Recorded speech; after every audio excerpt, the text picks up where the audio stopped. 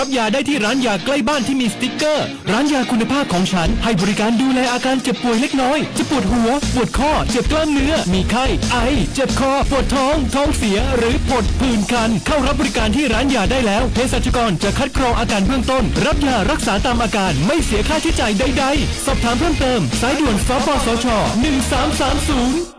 ฟุกกี้ดูนี่สิข่าวรับสมัครไปทำงานต่างประเทศเห็นว่าจ่ายทั้งค่าตั๋วเครื่องบินให้ที่พักฟรีแถมมีโบนัสตั้ง5 เท่าของเงินเดือนมีเงินส่งให้ที่บ้านสบายเลยแต่เขาขอค่าดำเนินการเป็นแสนใช่ไหมแล้วก็ให้กรอกข้อมูลส่วนตัวแอดไลน์สแกน QR Code ด้วยรู้ได้ไงอ่ะกำลังจะโอนเงินไปพอดีเลยก็ตอนนี้นายหน้าเถื่อนกำลังระบาดหลอกไปทำงานต่างประเทศรายได้ดีมีสวัสดิการเลิศพี่สาวฉันโดนมากับตัวเสียเงินเป็นแสนแทนที่จะได้โกอินเตอร์โหแบบนี้ก็พังหมดสิขอบคุณนะที่เตือนเกือบไปแล้วไม่ล่ะเราคิดให้ดีก่อนเชื่อเช็คให้ชัวร์ก่อนแชร์แยกแยะข่าวก่อนตกเป็นเหยื่อไม่เชื่อไม่รีบไม่โอนโดยสำนักประชาสัมพันธ์เขต 3กรมประชาสัมพันธ์ไผ่มาส่งข้อความอย่างมานี่มันลายเอ็งหวันส่งมาจนกันสมัครงานรายได้ต่อวันเริ่มต้นที่360 บาทฮัลโหลน้องอุ๋ยว่าได้สนใจงานที่ไอส่งไปเฮือกอหน้าสนอยู่หนารายได้ก็ดีทำที่บ้านก็ได้ตอนนี้ไอก็ส่งไปฮือในกลุ่มไลน์ที่มูว่างานพดละเดี๋ยวก่อนไอ้หวันบริษัทอย่างที่ไหนนี่น้องอ่านดูแล้วสีบหันมีข้อมูลอย่างสักอย่างเจือได้แต่ก็เจ้าว่าแล้วต้องถามแน่บ่ต้องเป็นห่วงปีอ่านพอละมีตากรมพัฒนาฝีมือแรงงานมั่นใจได้ชัวร์ถ้าสนใจก็โอนกาสมัครไปฮือเปิดเลยเด้ออันเดี๋ยวน้องขอไปร้องพอดีๆกำก่อนเนอะถึงว่าแล้วโดนเพจปลอมจู้ให้ละไอ้หวันสังเกตง่ายๆเพจแต่ชื่อเพจต้องสะกดถูกและมีเครื่องหมายติ๊กถูกสีฟ้าตั้งหลังชื่อจำนวนผู้ที่ตามนักตีสำคัญเปิ้นบ่มีนโยบายฮับงานไปทำตีบ้านนะเกือบไปแล้วเตือนเลยนะคะว่าอย่าลงเชื่ออะไรง่ายๆและขอความร่วมมือไม่ส่งต่อหรือแชร์ข้อมูลต่อในช่องทางสื่อสังคมออนไลน์ต่างๆหากสงสัยติดต่อหน่วยงานนั้นโดยตรงมั่นใจปลอดภัยกว่าค่ะ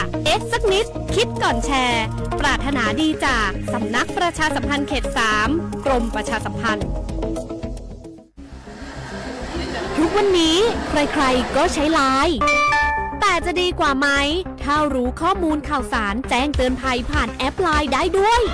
Line Alert การแจ้งเตือนภัยพิบัติร้ายแรงเพื่อให้เราได้เกาะติดสถานการณ์ภัยธรรมชาติไม่ว่าจะเป็นพายุไฟไหม้น้ำท่วมหรือแผ่นดินไหวได้อย่างทั่วถึงและทันเวลาทำอะไรได้บ้างนะหรออัปเดตระดับภัยได้ถึง5ระดับเช็คพื้นที่เสี่ยงแถมรวมเบอร์ติดต่อฉุกเฉินโรงพยาบาลใกล้เคียงและวิธีการป้องกันตัวเองในสถานการณ์ต่างๆให้ด้วยสามารถใช้งานได้ง่ายๆเพียงค้นหาแอดไลน์ Alert แล้วกดเพิ่มเพื่อนแค่นี้เองรู้ภัยเข้าใจรับมือได้ปรารถนาดีจากสำนักประชาสัมพันธ์เขต 3กรมประชาสัมพันธ์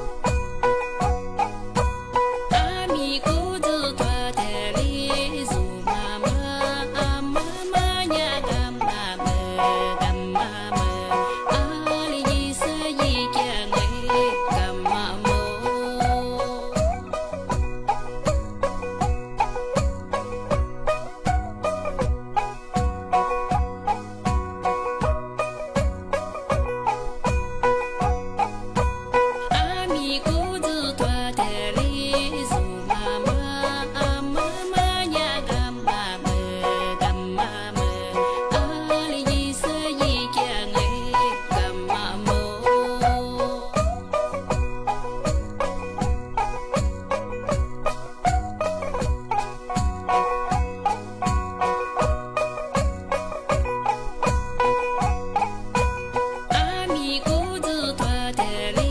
sumama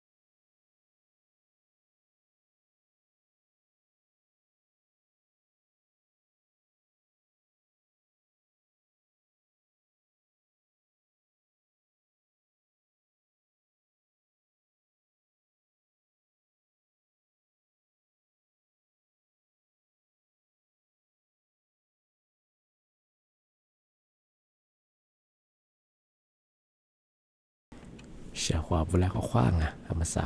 ညီโมขวาညီสามโมงอ่ะเอารายการลิสุงโดดจะตัวขวาไปแล้วงะเอาลิสุงปากกากุงบัญญาธาจิ้มหมายงะสถานีวิทยุงะกระจายเสียงแหนประเทศไทยจังหวัดเชียงใหม่ว่าโดยจากงงะเอาวิทยุว่าโดยจำมองบ่เคยยีระบบยา AM ยีความถี่งบ่เคยที่ตูลีหาฉีดโฉคือกว่าโดยจากตีนทาวระบบไลฟ์สดไง Facebook บ่เคยยีเพญาสวทเชียงใหม่ AM 1476กิโลเฮิรตซ์ที่หลายยะนั่นแหละบ่คือโฉมโมขวาญีเจมโมงะที่มูลบ่เคยญีโมขวาญี3โมที่นี่มาญีขวาที่เรียนดวงงะได้ไม่ถึงยิงว่าไม่ยาเอาลิซูอาบางว่าไม่ยาคือที่หาซึนี่ได้ไม่ถึงยิงว่าคือกายิงอ่ะยิ่งขุยิ่งโตยิ่งจังหวะโคอธิบัญญาวุฒิไทยอาบางว่าไม่ยายี่หาสินี่นี่ไม่ถึงว่าคือนางว่ายี่ยิ่งโคคือยิ่งโตยิ่งจังหวะโคงาสนับว่าคือนัดชุนี่วันนี้ว่าคือนัดยี่สนับว่าคือวันที่8ถึงวันที่9ว่าคือนัดชุนี่นัดยี่ว่าคือวันหยุดราชการช่วงงานแต่ก็ถือว่าคือสนับบ่คือนวันยิมเบสูจงมาซึ่งบ่คือเจ้าบอกว่าหน่วยงานสถานที่ราชการมันจะบ่คือไงนัดช่วงนี้นั่นยังบ่คือสูมาฟูงาช่วงงาน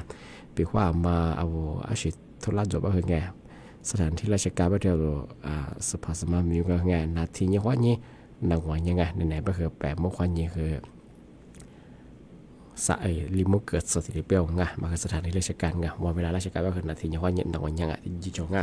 นาส่วนนี้นั่นยังก็คือสูมาฝึกจงงะจะแต่ตัวคือว่าอำเภอแห่งยิสุสารการยิสุดงอที่สบายเยอะบ้างงะมาปีมาเช้าของชาวงะที่นี่คือที่ถึงบางบัญญัติงะอามาสาอาจารย์ไงอาจารย์เธอมหาวิทยาลัยเชียงใหม่ไง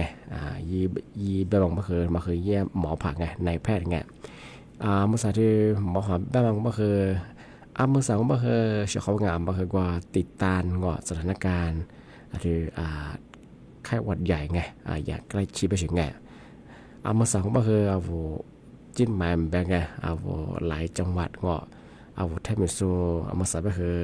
ไข้หวัดใหญ่มาเนื้อสู้คือยาบริงที่แบบก็มันยังเชื่อเขางามมาปีว่าไข้หวัดใหญ่ก็ลิบิวัดเจ้ามาดูก็เป็นไหวมาไงมาคือวันนักการมาคือแต่ที่เดีควักเกิดไงพอมาคือว่าสุภาพเจ้ามาคือสุรจีคือไข้หวัดใหญ่มาคือสื่อหัวหน้าชิงไงที่ปัญญาโวยจะมาจุดสุดมาคือไงมาคือนักการมาแต่ควักเกิดไงที่ยังคือมากดเดี๋ยวมาดูแลสุขภาพยังไงมาคือย่าอาจารย์มหาวิทยาลัยไงย่าหมอผักกันดีแจ้งเตยฝรั่งจะหมายสุขคือมาคือเรื่องสถานการณ์ที่บอกไข้หวัดใหญ่มาคือแต่ติดไตรับยังไงมาคือมาสับมาคือเจ้าไงว่าชื่อเขาว่าคือเมเฮนอจิ้มหมายไงถ้าลิสุคือแม่กระจังว่าโดยสิเกตพวกไงนอคือนาสุคือเมียกว่าหมอคือเจ้าไงคงไงคือเจ้าหมอไงมันก็คือเจอมาสับก็คือ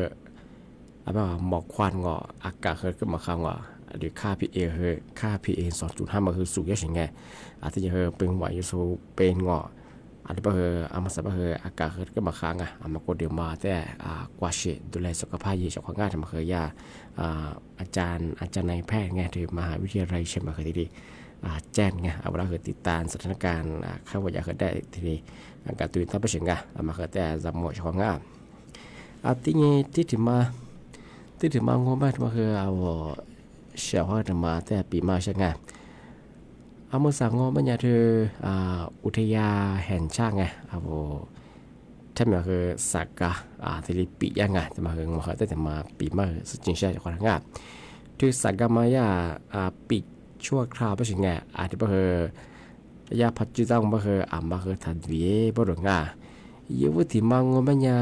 อุทยาแห่งชาติแม่ปีนแม่งามคือจังหวัดเชียงใหม่ว่าดัง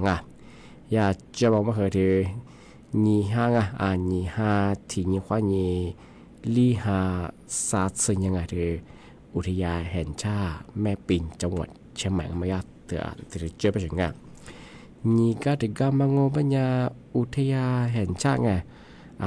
ทองพามภูบางไงมันคือจังหวัดกาญจนบุรีไงอยากจะมาว่าเนี่ยที่ที่นี่คนเนี่ยคือหัวหาศาสตร์ยังไงยุคคือนี่ตัวเนี่ยชุดเฮโกที่นี่สากาที่ก็มันก็คือ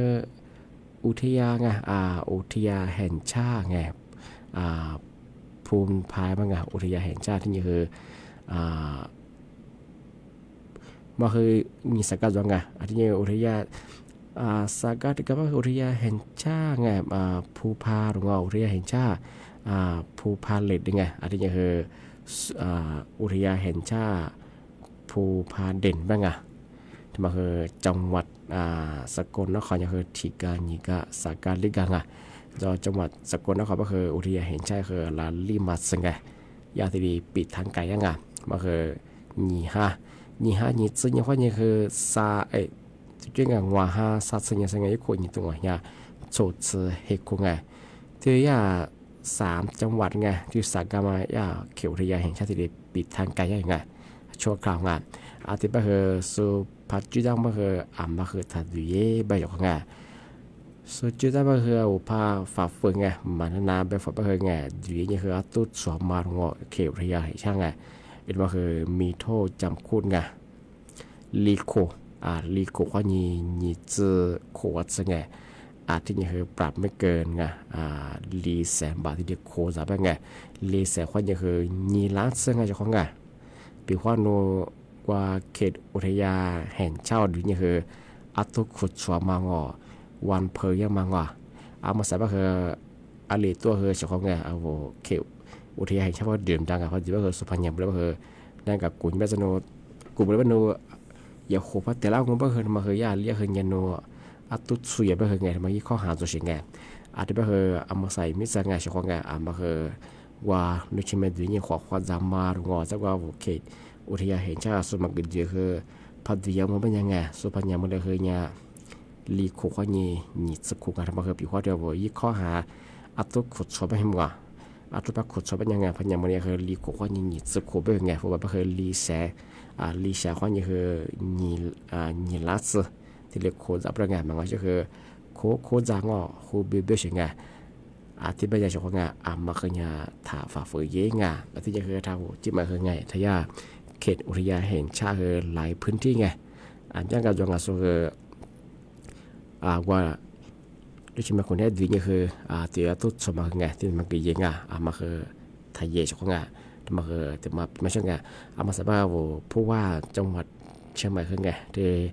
ที่5ที่นี่ว่านี่ว่า5สมวนเนี่ยคือมาคือตุทัดสูบคือเลยปากไก่ฝรั่งปีขวามาพัดส่งคือไงมันนางว่าแบบฝ่าคือฝ่าฝืนพยาบาลไงมันก็ยากคือดำเนินการตามกฎหมายที่เยอะประดุงผิดกฎหมายยังแบบคือจะปีมาชูมาดาแบบคืออะไรอย่างคือช่วงแบบคือไงจำเป็นเนี่ยคือกว่านะไปชื่อไงว่าระเบียนผ่านระบบไฟดีไง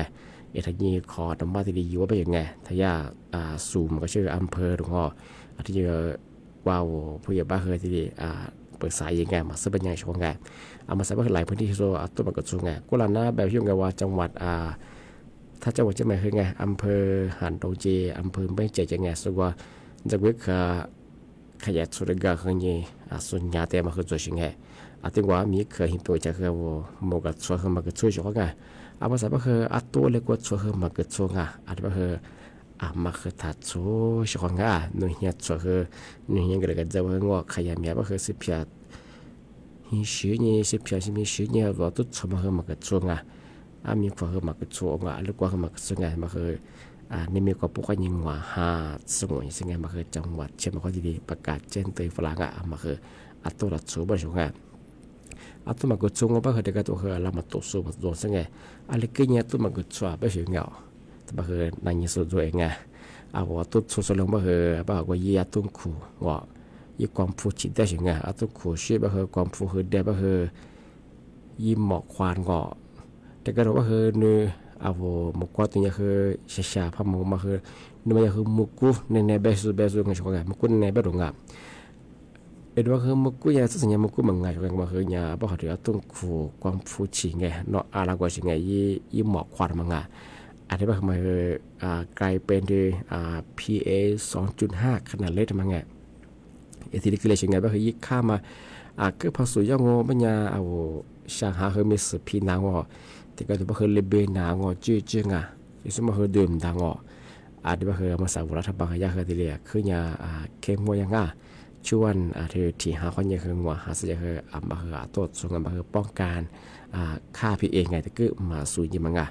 มาก็เดี๋ยวมากว่าชื่อจำนวนกุลานะคือกุลาคือว่าช่วงปีมาช่วงกันที่ยาสนับสนุนคือแบบยังคือกลุ่มมีความเสี่ยงสูงยังไม่เคยเที่ยวผู้สูงอายุไงสดสโคกับผู้ยามเจอะไรแบบจันแหวงว่าจันยังแบบกาเจที่นี่เที่ยวละเมื่อก็เดินอยู่ตัวส่วนไงที่สาวปัญญาคือชวนเธอ PA 2.5 ไงบอกความนี้มลพิษสมบูรณ์เนี่ยอิสมาดูอย่างคืองานนักการมาคือแต่ความเกิดช่วงไงประมาณไงเจ้าอิสมาดูเสร็จคือเอากดดูกูมีคือยี่สานงอมาพอดีก็คือมะเร็งกินได้ยังไงอันที่นี่คือเอากดดูกูมีคือน่าจะพิจารณาคือเกลียนน้ำมาคือเกลียนนั่งอันที่ว่าคือมาคือเนี่ยมากดเดี๋ยวมากว่าชีดูแลสุขภาพยังไงที่จะคือมาคือตัวถัดโซ่จงไงมาคือเดี๋ยวมาที่ดีปีมากสัจจิช่างตื่นถึงบางโง่ไม่อยากคือทำมาคือแมงวันยิ่งข่าวถึงมาบอกไงทำมาซาโวไทยมิสุดากว่าประเทศไต้หวันว่าโคตรเดียเป็นยังไงยากว่าที่เปิดรับสมัครไงเราระเบียบที่ดีอย่างมาคืออาจารย์เปิดข้าวโวที่ก็ดูว่าพาจิตโจของพามองไม่อยากคือไงทำไมอยากคือไม่อยากคือมาตัดเชฟไปตรงไงพี่ข้าวโวว่าฟิบูมแบบติดต่อว่าพอหมอเป็นยังไงที่ว่ายิบผิดมาตัวไงว่าเอาแทบมิสุดแล้วว่าประเทศไต้หวันว่าโคตรนี่คือมีที่เรียกว่าไม่เป็นไงบาฟิก็คือชิมมือข้อเย่เฮมือเสืองอีตากูเพียที่เรียกเกิดเป็นยังไงเฉพาะงานภาษาก็คือหลักสูตรมาคัสว่าไงโคเทสุคือเกิดสุคืออย่างที่เป็นอย่างคือปีข้าวที่ประเทศไต้หวันจะมาไงพอหมอก็คือมาคือยึดข้อมูลแต่กับกูนี่แต่กับตัวใส่ไงพอบางงานไปกันโนมากูนี่มาตัวใส่เบอร์จ้าโนผู้บอกมาใจจะเบอร์ไงมาใจจะคือเบอร์ที่งอเย็ดจะเบอร์หมอยีติดต่อดังเอามาใส่เบอร์ยาที่สำนักงานตำรวจคือไงใส่เบอร์คือขึ้นในประกาศแจ้งเตือนจังอาจจะว่าคือเอาแทบไม่ส่วนไงเอามาตามมาที่ว่ามีอย่ามาที่เรียวางแผงว่าที่ดีจะเบอร์ไงอัตยาจามโมไงมาแก้ไงยาบริษัทมาแก้ไงยาเบอร์ไงโคตรเตส่วนมาเบอร์เอาไว้ข้อมูลคือเจ้ากับกูยังไงเอามาใส่เบอร์กลุ่มไม่ใช่ชีดงอแกนคอนเซนเตอร์ขึ้นอย่างที่นี่คือ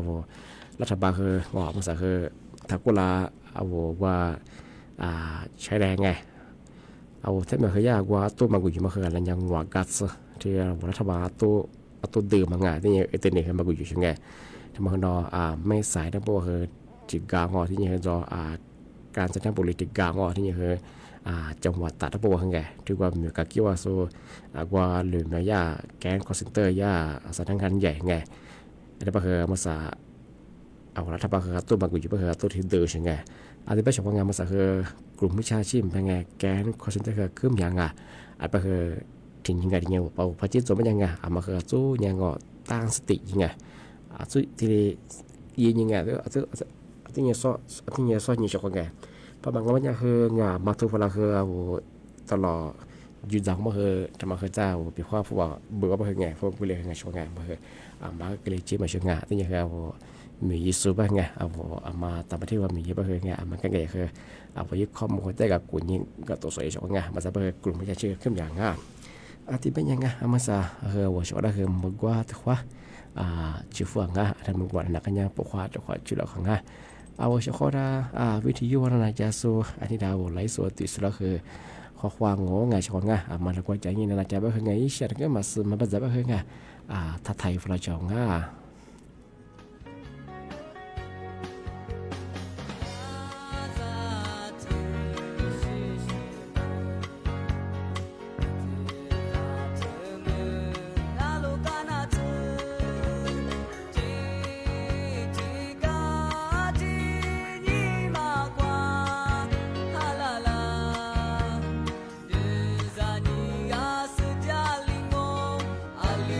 Sejak lama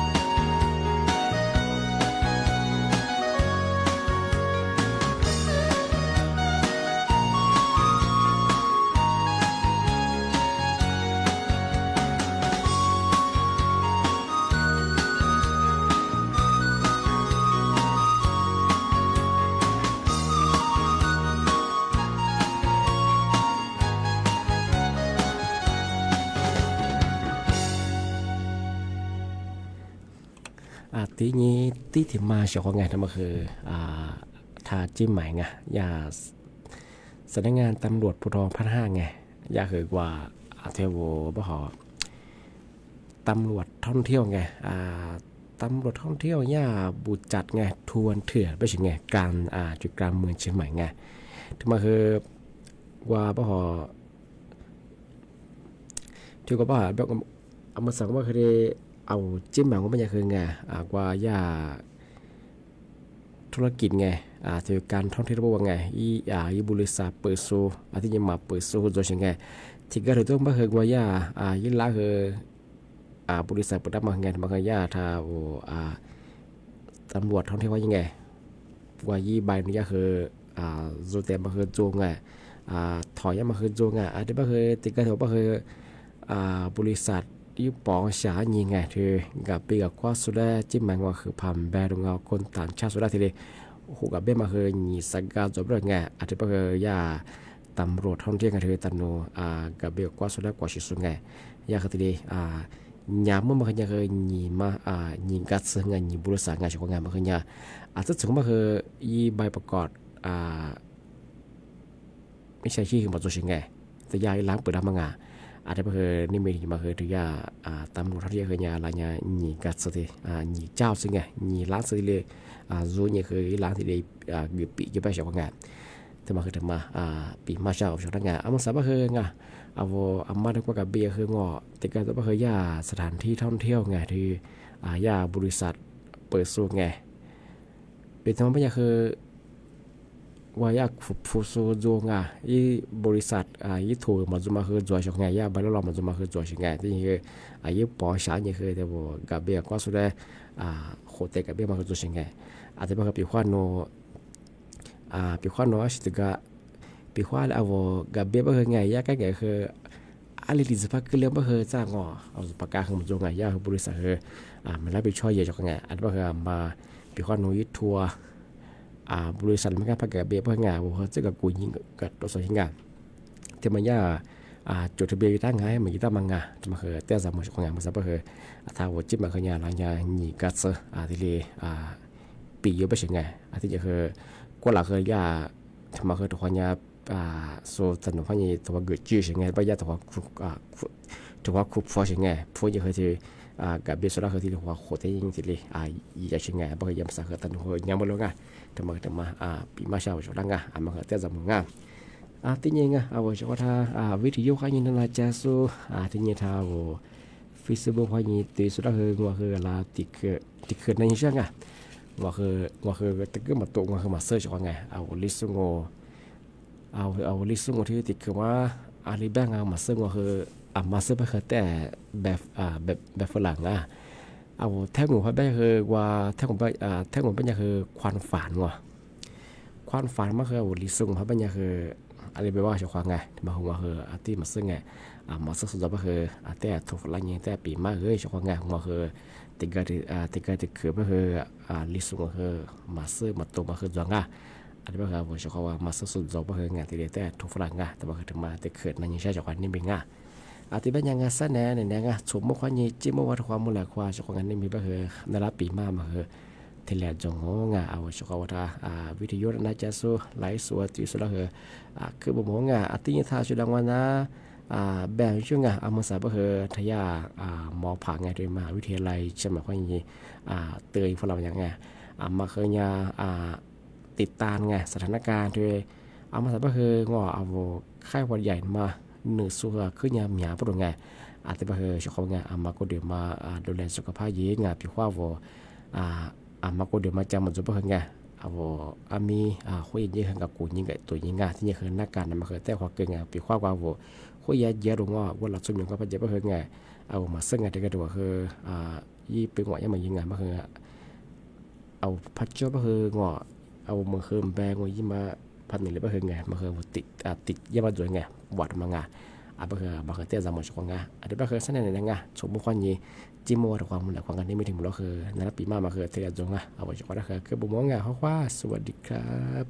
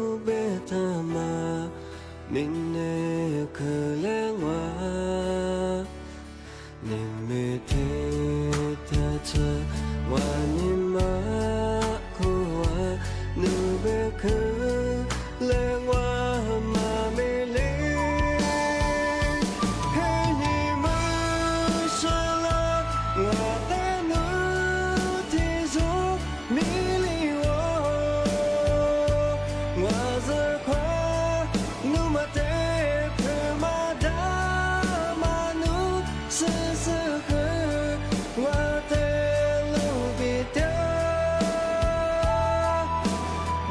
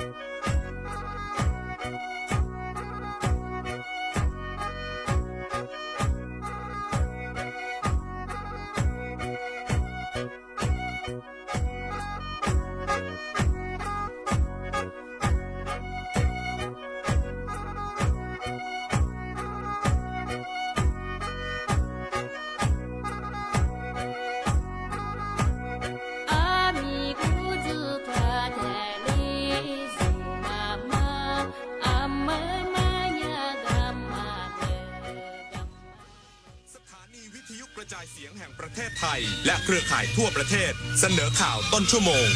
รู้เร็ว รู้จริงเกาะติดทุกสถานการณ์